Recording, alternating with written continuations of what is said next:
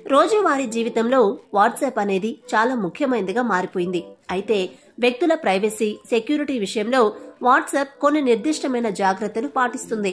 అందులో భాగంగా కొన్ని యాక్టివిటీస్ రికార్డ్ అయిన అకౌంట్స్ ను పూర్తిగా బ్లాక్ చేస్తుంటుంది.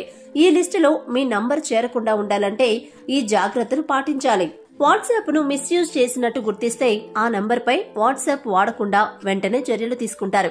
అయితే కొంతమంది తెలియక చేసే కొన్ని మిస్టేక్స్ వల్ల కూడా అకౌంట్స్ బ్యాన్ అవుతుంటాయి. అదెలాగంటే, రిపోర్ట్ చేస్తే ఎక్కువ మంది వాట్సాప్ యూజర్లు మీ అకౌంట్ ను రిపోర్ట్ చేస్తే మీ నంబర్ వెంటనే బ్లాక్ లిస్ట్ లోకి వెళ్లిపోతుంది. ఇతర యూజర్లకు ఫేక్ న్యూస్లు పంపినా లేదా ప్రమోషన్స్, అశ్లీలమైన కంటెంట్ వంటివి పంపినప్పుడు అవతలి వాళ్లు మీ అకౌంట్ ను రిపోర్ట్ చేస్తే మీ నంబర్ బ్యాన్ అయ్యే అవకాశం ఉంది. Fake app.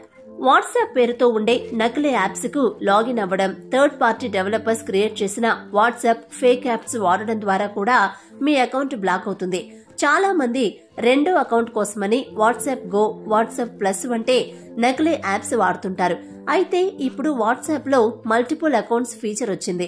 మీ రెండో నెంబర్ తో కూడా వాట్సాప్ లోనే మరొక అకౌంట్ క్రియేట్ చేసుకోవచ్చు. Group activity.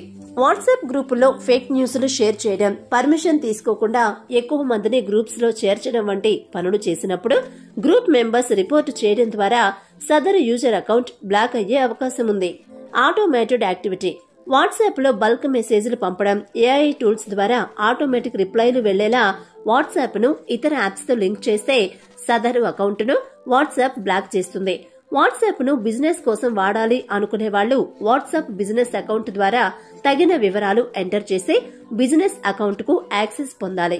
ఇక వీటితో పాటు వాట్సాప్ లో చట్టవిరుద్ధమైన కంటెంట్ షేర్ చేయడం, క్రైమ్, డ్రగ్స్ రిలేటెడ్ కంటెంట్ పంపడం, బెదిరించడం, అసభ్యకరమైన కామెంట్లు చేయడం వల్ల కూడా అకౌంట్ బ్యాన్ అవుతుంది.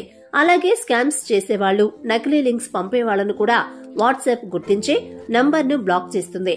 తెలియక చేసిన మిస్టేక్స్ వల్ల మీ నంబర్ బ్యాన్ అయినట్టయితే అకౌంట్ ను తిరిగి యాక్టివేట్ చేయమని వాట్సాప్ కు రిక్వెస్ట్ పెట్టొచ్చు.